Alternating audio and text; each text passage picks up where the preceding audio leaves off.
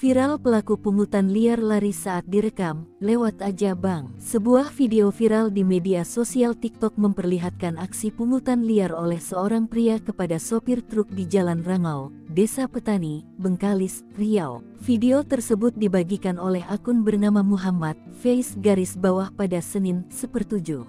Dalam video, terlihat seorang pria berbaju merah dan mengenakan topi menghentikan sopir truk dengan sepeda motornya. "Jadi minta uang apa bang?" ujar sopir truk. "Minta bantu bolo jalan bang," kata pria tersebut. "Iya terus, kok keras-ngeras abang minta uang 20?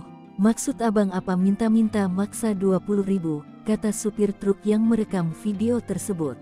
Setelah mengetahui dirinya direkam oleh sopir, pria yang meminta uang 20.000 tersebut pergi begitu saja.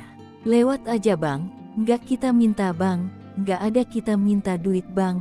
Oke, abang kasih kami terima, nggak kasih nggak apa-apa," katanya kepada sang sopir.